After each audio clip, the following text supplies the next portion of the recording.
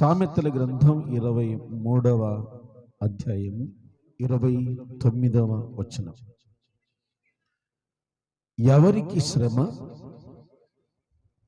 ఎవరికి దుఃఖము, ఎవరికి కొట్లాటలు,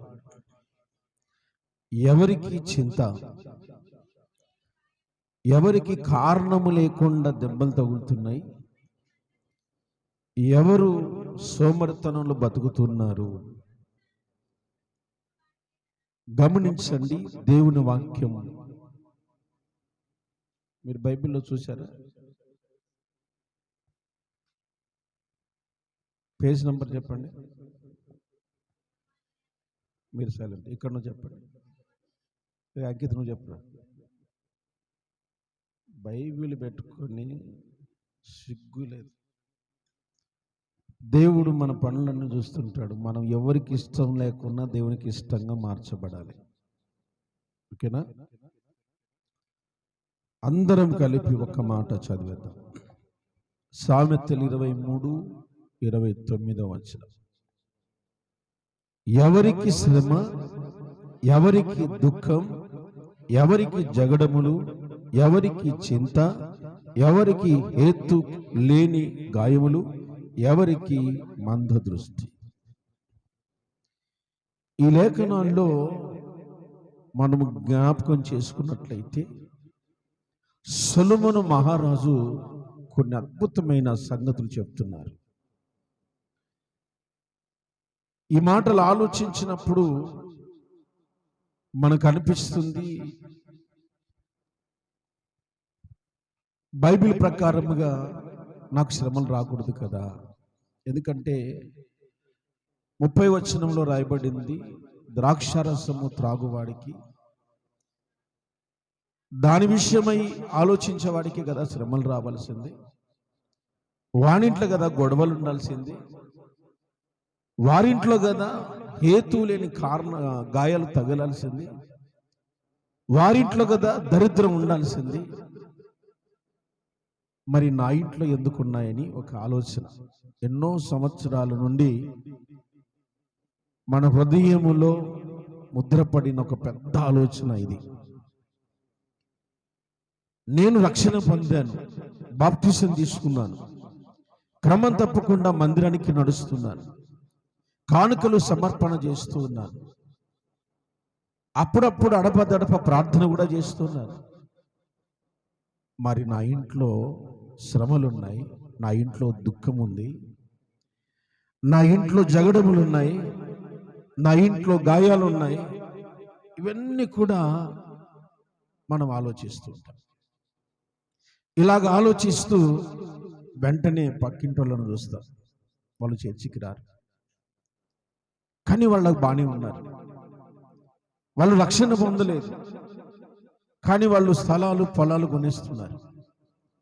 వారు మందిరానికి రారు, ప్రార్థనలు చేయరు, కానుకలు సమర్పించరు. కానీ వారి కుటుంబాలేమో ఏ బాధ లేకుండా ఉన్నాయి. మరి నాకెందుకు శ్రమలు? కొందరు దేవుడి వైపు చూస్తారు, దేవుడు నా ప్రార్థన ఆలకించట్లేదా, దేవుడు నాకెందుకు సాయం చేయటం లేదు. ఇలాంటి ఆలోచనల చేత మనిషి సంవత్సరాలు దొల్లిపోతున్నాయి ఈ శాపం నుంచి బయటపడలేక. అయితే ఈరోజు మీకు ఒక సత్యాన్ని చెప్పాలని నేను ఆశపడుతున్నా. Praise lord. నీ శ్రమలకు కారణం దేవుడు కాదు. నీ ఇంట్లో గొడవలకు, నీ మనస్సులో నెమ్మది లేకపోవటానికి, అకారణమైన దెబ్బలు నీకు తగలటానికి కారణం నీ ఇరుగు పొరుగు వాళ్ళు కారు. చాలామంది అనుకుంటారు, ఓర్వలేక ఇలా చేస్తున్నారు మాకు అని. అసలు కాదండి. నిన్న సాయంకాలం వేళ అలాగా వాకింగ్ వెళ్ళిపోయాను. నాకు తెలిసిన సోదరుడు బస్సు దిగారు. ఒక ఆయన పలకరించాడు, బాగున్నారా, మీ భార్య బాగాలేదట కదా, ఇప్పుడు బాగుందా అని అడిగారు. ఆ బస్సు దిగిన మనిషి ఏమన్నాడు తెలుసా? దేవుడు ఓర్వలేకపోయాడు అన్నాడు. దేవుడు అంట చెప్పండి, దేవుడు ఏం చూస్తున్నారు? అసలు మీకు బుద్ధి లేదు కొంచెం. దేవుడు ఏం చేస్తున్నాడంట? ఓర్వలేకపోయాడట. అవునండి, దేవుడు ఓర్వలేడా? చాలా మంది కుటుంబాల్లో ఇలాంటి మాటలు నేను విన్నాను. దేవుడు ఓర్వలేకపోతున్నాడు. ఎంతసేపు ఉన్నా దేవుని మీద పడి, ఇరుగు పొరుగు వారి మీద పడి ఏడుస్తున్నావు కదా. నీ దుఃఖానికి కారణం, నీ శ్రమకు కారణం, నీ అవమానాలకు కారణం, నీ గొడవలకు కారణం ఎవరో తెలుసుకోలేకపోతున్నావు. అదే బాధ ఇక్కడ. ఒక్కసారి మీ బైబిల్ తెరిచి మార్కు సువార్త 7వ అధ్యాయము ఒకసారి చూడండి. నిన్ను బలహీనపరుస్తున్నది, నీ అవమానానికి, నీ నిందలకు కారణం ఏమిటో పరిశుద్ధ గ్రంథం చాలా చక్కగా దేవుడు మాట్లాడుతున్నాడు. చదువుదామండి. 14వ వచనం ఒకసారి. అప్పుడు ఆయన జన సమూహమును మరలా తన యొద్దకు పిలిచి, మీరందరూ నా మాట విని, అదిగో చూసారా, బాగా వినండి. ఎందుకు ఎందుకు ఎందుకు ఇలా అయిపోతున్నాం? ఎందుకు దరిద్రంలో బ్రతుకుతున్నాం?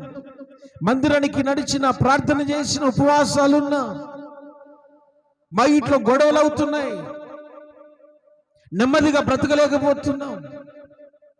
ఎందుకు అని అడుగుతున్నారు కదా. విని గ్రహించండి అంటున్నాడు దేవుడు.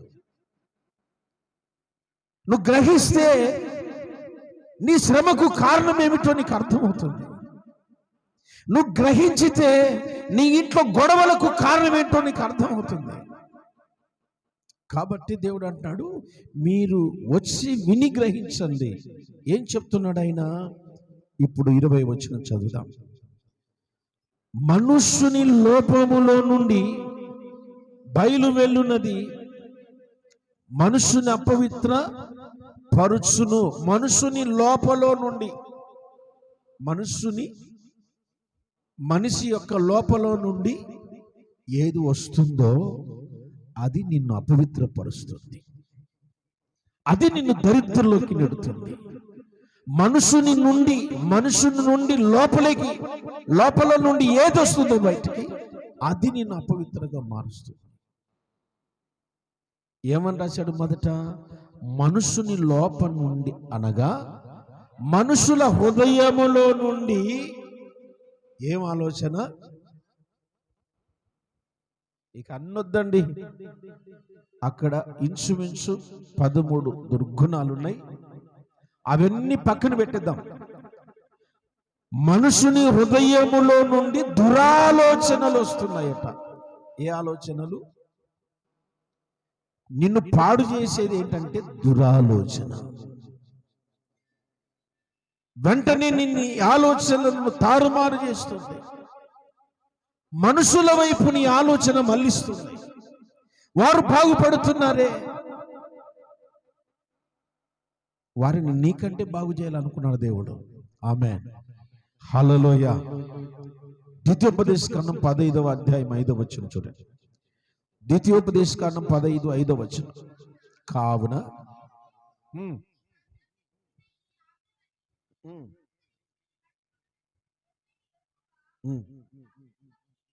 నీ దేవుడైన యెహోవా మాట జాగ్రత్తగా వినిన ఎడల, గట్టిగా చప్పట్లు కొడదాం. అంతేనా? దేవునికి స్తోత్రం కలుగును గాక. నీ దేవుడైన యెహోవా మాటను జాగ్రత్తగా విని ఆ మాట ప్రకారం నడుచుకుంటే, దేవుడు అంటున్నాడు, మీలో ఏమన్నాడు? బీదలు ఉండనే ఉండరు. కానీ మనం ఏం ఆలోచిస్తున్నాం?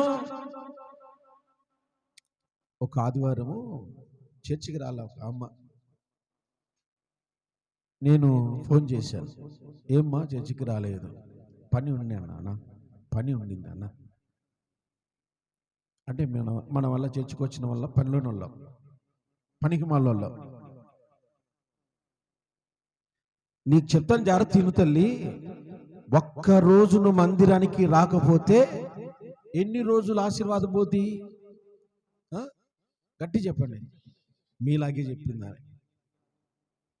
1000 రోజులు ఆశీర్వాదం అంట. 1000 రోజులు అంటే ఎన్ని సంవత్సరాలు? 3 ఏళ్ళు దరిద్రాన్ని అనుభవించాను ఒక్కరోజు మిస్ అయితే. ఏమో ఈ సంవత్సరం అచ్చువాట రాలే కాదు, నీ శాపాన్ని నువ్వే తెచ్చిపెట్టుకున్నావు. నీకు తెలుసు ఈ మాట. ఒక్క దినము ఆయన సన్నిధిలో గడుపుట 1000 దినముల కంటే శ్రేష్టము అని తెలుసు. 1000 దినాల ఆశీర్వాదాన్ని పోగొట్టుకుంటున్నావు. 3 సంవత్సరాలు నీ ఇంట్లో సరైన తిండి ఉండదు, సరైన ఆరోగ్యం ఉండదు, సరైన ఆలోచన ఉండదు, సరైన సమాధానం ఉండదు. 3 ఏళ్ళు ఒక్క రోజు నిమిత్తమై ఆలోచించండి. మీరు తప్పైందన్న నాకు చెప్తే లాభం తల్లి? నాకు చెప్తే ఏం ప్రయోజనం? బైబిల్ వాక్యం తెలియకపోతే అది వేరే మాట. తెలిసిన కూడా 3 సంవత్సరాల దరిద్రాన్ని నువ్వు వెంట తెచ్చుకుంటున్నావు అంటే దానికి కారణం ఇరుగు పొరుగు వాళ్ళు కాదు, దేవుడు కాదు. ఎవరు చెప్పండి? మన ఆలోచనలే. నాకు వేరే పని ఉండింది. నేను అంటాను, ఈ ప్రపంచంలో నీకు ఎంత ఇంపార్టెంట్ పని ఉన్నా ఆ పని కంటే ఇది ఇంకా ఇంపార్టెంట్. ఆమేన్. దేవునికి స్తోత్రం కలుగునగాక. ఒక సైంటిస్ట్, ఆయన పేరు నాకు సరిగ్గా గుర్తులేదు, ఆయన అయస్కాంతాన్ని కనిపెట్టాడు. మీరు ఎవరైనా చెప్తారా? అయస్కాంతాన్ని కనిపెట్టిన ఆయన మా చదువుగారులో. ఓకే, సైంటిస్ట్ అని ఫిక్స్ అయిపోదాం. ఆయన అయస్కాంతం కనిపెట్టాడు. అమెరికా ప్రెసిడెంట్ ఆయనకు సన్మాన సభ ఏర్పాటు చేశారు. ఆ సభలో గొప్ప గొప్ప సైంటిస్టులలో వచ్చారు. అయస్కాంతం కనుగొన్న ఆయనకి ఇప్పుడు సన్మానం చేయాలి. సాల్వ కప్పి అందరు ఎదుట ఆయనను సన్మానించి బహుమతులు ఇవ్వాలి. ఆ రోజు ఆదివారం. గొప్ప గొప్ప వాళ్ళ జ్ఞానులంతా వచ్చారు. అమెరికా ప్రెసిడెంట్ కూడా వచ్చారు. సన్మానం జరగాల్సిన ఆయన లేడు ఇక్కడ. సన్మానం ఎవరికైతే జరగాల్సిందో ఆయన లేడు ఇక్కడ. అసలైన వ్యక్తి లేడు. ఇప్పుడు ఆయన లేకపోతే ఎవరికి సన్మానం చేస్తారు? అందరూ అడుగుతున్నారు, ఎక్కడికి వెళ్ళాడు? ఎక్కడికి వెళ్ళాడు? తనకు దగ్గరగా ఉన్న సన్నిహితులను అడిగారు, అయ్యా ఆ మనిషి ఎక్కడికి వెళ్ళాడు? ప్రైమ్ మినిస్టర్ గారు కూడా వచ్చారు, సమయం దాటిపోతుంది కదా, మరి ఎక్కడికి వెళ్ళాడంటే ఆయన చర్చికి వెళ్ళాడు సార్ అని చెప్పారు. స్తోత్రం చెప్పండి. Praise the lord, praise the lord. చర్చికి వెళ్ళాడా? ఆయనకు ఒక చిన్న సంఘం ఉందండి, ఓ 10 మంది దాకా వస్తారు. ఆ మందిరంలో వాక్యం చెప్పాల్సింది ఆయనే కాబట్టి ఆయన మందిరానికి వెళ్ళిపోయాడు సార్ అన్నాడట. మనమైతే ఏం చేస్తాం చెప్పండి? మనం ఎగ్గొట్టేదే కాకుండా, నాకు సన్మానం జరుగుతుంది, ఫ్రెండ్స్, రిలేషన్స్ కదా, కుటుంబాలు సంఘంలో కూడా అన్న ఏమనుకోరండి, నేను చెప్తారండి.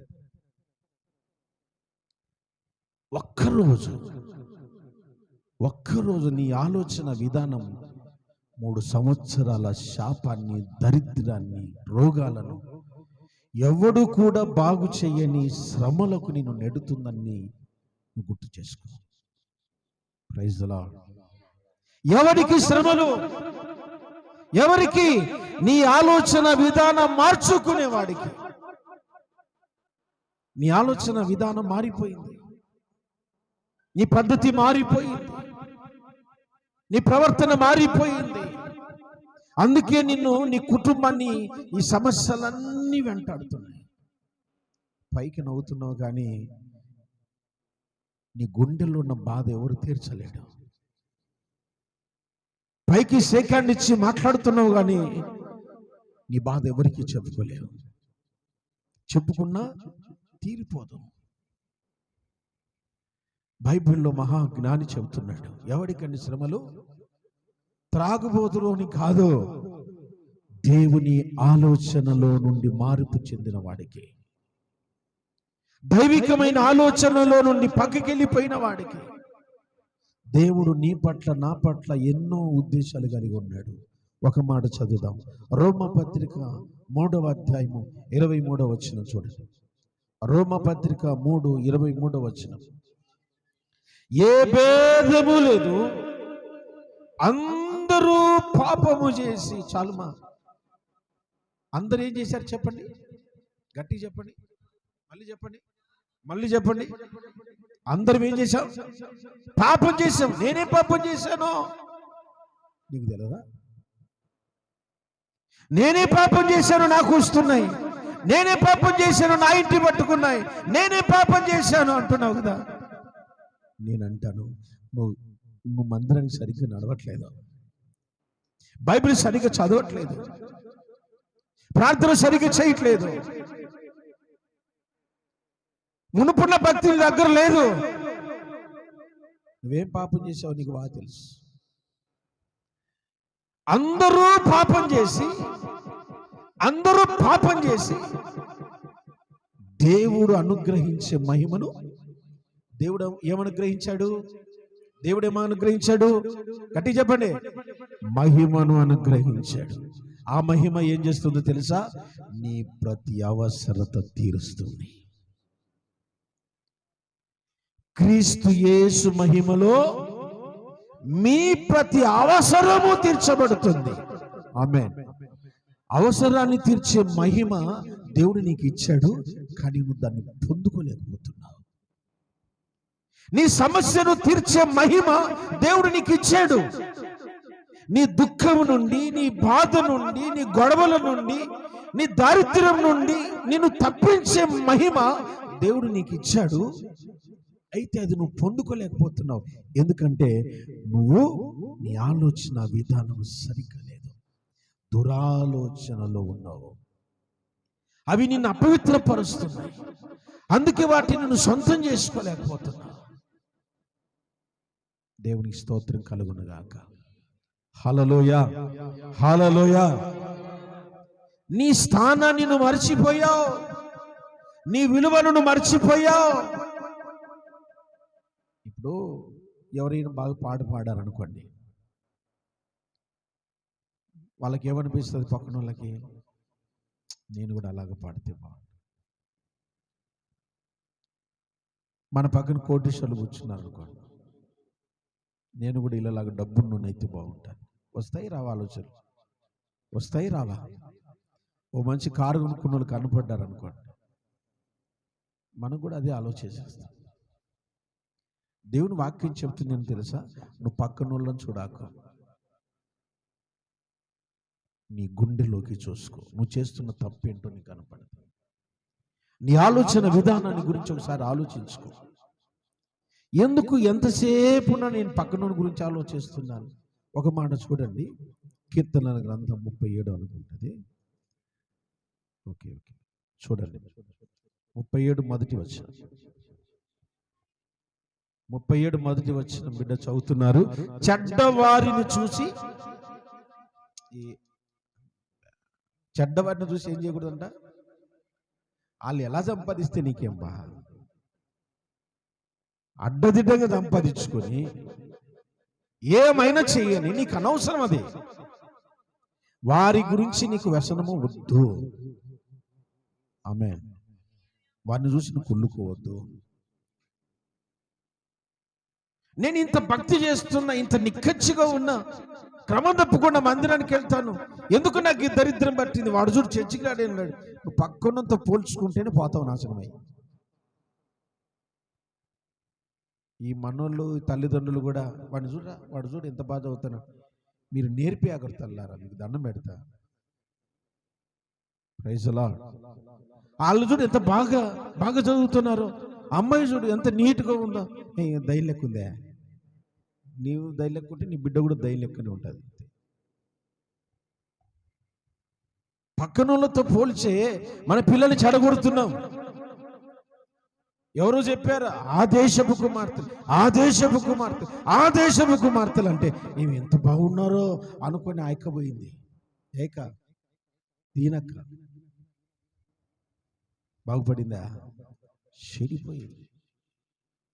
చెడ్డవారిని చూసి వ్యసనపడకు, దుష్కార్యములు చేయువారిని చూసి ఏం ఆలోచించొద్దు అంటాడు దేవుడు. వారి గురించి నీకు ఆలోచన వద్దు. నువ్వు అలా ఆలోచించేంత పరిస్థితి నీకు వచ్చిందంటే నువ్వు చాలా నష్టపోతావు. ఇంకా అంటాడైనా, వారు గడ్డి వలె త్వరగా ఎండిపోదురు. 4వ వచనం, యెహోవాను బట్టి అంటే ప్రభునికి ఏ స్థాయి ఇచ్చాడో, మందిలో కూర్చునే స్థాయి ఇచ్చాడా, పాట పాడే స్థాయి ఇచ్చాడా, పరిచర్య చేసే స్థాయి ఇచ్చాడా, ఆ స్థాయిని బట్టి ప్రభువా నీ మందిరంలో ఇలా కూర్చొని భాగ్యం ఇచ్చావు, నీకు స్తోత్రం. నీ మందిరంలో నన్ను వాడుకుంటున్నావు ప్రభు, నీకు స్తోత్రం. ఇక వేరే ఆలోచన వద్దండి. వేరే వాళ్ళ మీద నువ్వు ఎంత మాత్రం వ్యసన పడొద్దండి. ఆమేన్. హల్లెలూయా. దేవునికి మహిమ కలుగునుగాక. నీ స్థాయిని బట్టి నువ్వు దేవుని గణపరచు. దేవుడు నీకు ఇచ్చిన స్థితిని బట్టి దేవుని మహిమపరచు. పేదరికమును ఇచ్చాడా, ఆ పేదరికములోనే ప్రభువా నాకు ఆయువును ఆరోగ్యం ఇచ్చావు, నీకు స్తోత్రం నాయనా అని ప్రభుని గణపరచు. ఆ స్థితిలో నువ్వు ఉంటే దేవుడు నిన్ను ఇలాగ ఆశీర్వదిస్తారు. ఆమేన్ చెప్దామా? Praise the lord.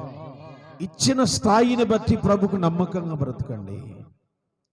ఇచ్చిన స్థాయిని బట్టి అక్కడ అంటాడు, మీరు యెహోవాను బట్టి సంతోషించుము, అప్పుడు ఎప్పుడు ఆయన నీ హృదయ వాంఛలన్నీ కూడా. ఆమేన్. నీ హృదయంలో కొన్ని కోరికలు ఉన్నాయి, వాటిని బట్టి పక్కనోళ్ళను చూస్తున్నావు, అవి తీరలేదని వాళ్ళను వీళ్ళను చూస్తున్నావు. కాదు, దేవుని బట్టి నీ హృదయములో కొన్ని కోరికలు ఉన్నాయి, ఆయనను బట్టి సంతోషపడు. నీ వాంఛలన్నీ ప్రభు తీర్చేస్తాడు. యేసయ్యకు మహిమ కలుగునుగాక. Praise the lord. హల్లెలూయా. నీ హృదయములో ఉన్న రెండవ ఆలోచన, దురాలోచనను పక్కన పెడితే దేవుడు అనుగ్రహించే మహిమను నువ్వు పొందుకుంటావు. దేవుడు అనుగ్రహించే మహిమను పొందుకుంటావు. ఇప్పుడు ఆదివారం రోజు గవర్నమెంట్ వారు కొన్ని గిఫ్ట్లు ఇస్తారనుకోండి, పొదుపుల టీముకు ఇస్తారనుకోండి, ఆగస్టినకు మనం ఎలాగో కలగా సర్ది చెప్పుకోవచ్చు అనేసి ఎంతమంది వెళ్ళిపోతారు? అందరు వెళ్ళిపోతారు. గుంపులో ఉన్నలా వెళ్ళిపోతారు. వెళ్ళిపోరా? నిజం చెప్పుకుందాం, అందరు వెళ్ళిపోతారు. ఆమేన్. హల్లెలూయా. హల్లెలూయా. ఎందుకు? నీ ఆలోచన విధానం ఏంటంటే, ఈ పొదుపులు వచ్చి గుంపుకి వెళ్ళకపోతే వీళ్ళు డబ్బులు ఇవ్వరు, మళ్ళీ ఇలా మాట వినకపోతే వీళ్ళు డబ్బులు ఇవ్వరు. నీ ఆలోచన విధానం వేరుగా ఉంది. దీనికంటే ఇది ప్రథమమని నువ్వు ఆలోచించట్లేదు. నీ దురాలోచనే నిన్ను చెరిపేస్తుంది. నీ దురాలోచనే నిన్ను నాశనం చేస్తుంది. నీ దురాలోచనే నీ ఇంటికి గొడవలు తెచ్చిపెడుతుంది. నేను కూడా విన్నాను. ఏదో ఫంక్షన్కి వెళ్ళారట, ఎవడో ఒక ముక్క వేయలేదట,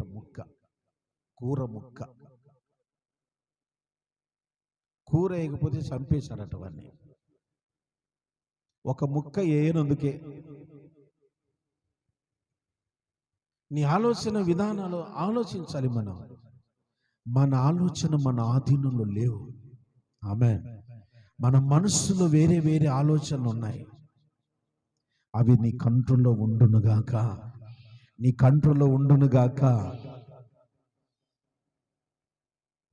ప్రార్థన చేస్తే ఏమొస్తుంది? మందిరానికి వెళ్తే ఏమొస్తుంది? ఉపవాసాలు ఉంటే ఏమొస్తాయి? బైబిల్ చదివితే ఏమొస్తుంది? పాఠ్య పుస్తకాలు చదువుకోవాలి కదా, హోంవర్క్ చేసుకోవాలి కదా, మందిరానికి వెళ్తే ఏమొస్తుంది? ఇవే ఉన్నాయి మనకి ఎక్కువ ఆలోచనలు.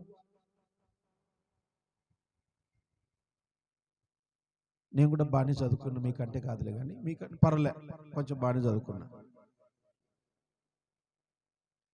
నన్ను పోషించట్లేదా దేవుడు? ఏమండి, నన్ను పోషించట్లేదా? నేను ఆదివారం మహా అంటే సాయంకాలమే కదండి ఆరాధనకి వెళ్ళేది. పగలంతా ఖాళీగానే ఉంటా, ఏదో ఒక పని చేసుకొని పరిచయం చేసుకోవచ్చు కదా. మీ ఆలోచన ప్రకారం నేను ఆలోచిస్తే పగలంతా పని చేసి సాయంత్రం వెళ్ళి ఏం చేయొచ్చు? పరిచయం చేయొచ్చు. తప్పేముంది? కొన్ని సంఘాలలో కొన్ని బోధలు ఇలాగే ఉన్నాయి. పౌలు డేరాలు గుట్టి పరిచయం చేసిన అని. పౌలు డేరాలు గుట్టింది ఎందుకు? అక్కడ ఉన్న వారికి ఇబ్బందికరంగా, అక్కడ ఉన్న వారికి సహకారంగా ఉండి అలాగైనా సువార్తవానికి ప్రకటించి దేవుని సన్నిధికి నడిపించాలని వచ్చాడే తప్ప డేరాలు గుట్టుకుంటూనే సేవ చేయలే ఆయన. అర్థమవుతుందా? సంపూర్ణంగా ప్రభుకు అర్పణ చేసుకొని ప్రభు పాదాల దగ్గరే కుటుంబాలను, సంఘాలను దేవుని దగ్గర పెట్టి ప్రార్థన చేయడానికి ప్రభు మమ్మల్ని ఎన్నుకున్నాడు. అది పక్కన పెట్టి సంపాదన కోసం, డబ్బు కోసము తిరుగుతూ ఉంటే నేను బ్రతకలేను, మిమ్మల్ని బ్రతికించలేను. ఆమేన్. హల్లెలూయా. దేవునికి మహిమ కలుగునుగాక. దేవునికి మహిమ కలుగునుగాక. గ్రూప్లో ఉన్న వాళ్ళకు తెలుసు, ఉదయకాల ప్రార్థనలో పాలు పంపులు పొందే వాళ్ళకి తెలుసు. మేము ఒక గ్రూప్లో నాకు ఎవరో నా ఇన్స్టాగ్రామ్లో నా ఫోన్ నంబర్ చూసుకొని నాకు ఒక చిన్న బాబు ఫోటో పంపించారు. ఐసీలో ఉన్నాడు, పైపులు పెట్టారు బాబుకి. నాకు ఫోన్ చేశారు, అన్న బాబుకు చాలా సీరియస్గా ఉంది, ఈ ఏమంటారు 24 గంటలు కానీ చెప్పలేమన్నారట డాక్టర్. చాలా సివియర్గా ఉంది, దయచేసి మీరు ప్రార్థనలో జ్ఞాపకం చేసుకోండి. మీరెవరు అని కూడా నేను అడగలేదు, ఇక ఆ టైం కూడా లేదు. సరిగా తప్పకుండా ప్రార్థన చేస్తాం. ఉదయకాలం మేము ప్రార్థనలో ఉంటాం.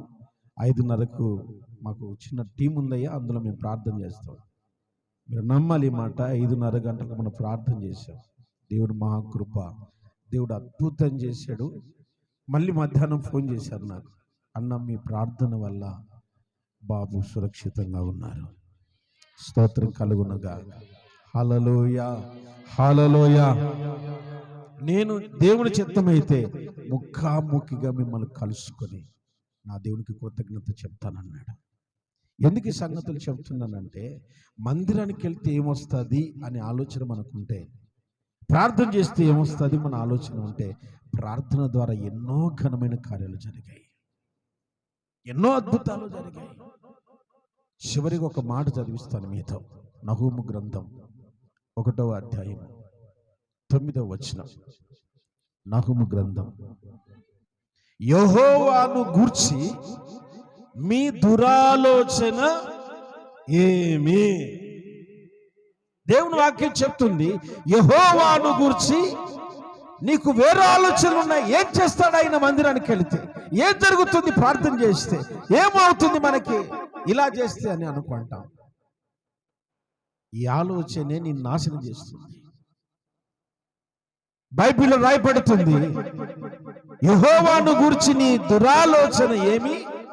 బాధ రెండవ మారు రాకుండా ఆయన బొత్తిగా నివారణ చేయను. చప్పలు కొట్టి ప్రభుని కనపడదు. గట్టిగా కొడదాం, మరింత గట్టిగా. దేవునికి మహిమ కలుగును గాక. రెండవ మారు ఏమి రాదంట చెప్పండి, గట్టిగా చెప్పండి. రెండవ మారు ఏమి రాదు, బొత్తిగా అన్నాడు. కంప్లీట్గా నీ నుండి నాశనం చేస్తాడంట. నీకు మరలా వస్తుంది అంటే అర్థం ఏంటి? దురాలోచన ఉంది నీకు అని అర్థం. మరలా నీకు ఆలోచన, మరలా నీకు శ్రమలు, మరలా నీకు నిందలు, మరలా నీకు గాయాలు తగులుతున్నాయంటే నీ ఆలోచనలో వేరున్నాయి. నీ ఆలోచన మానేసి ప్రభు మీద ఆధారపడితే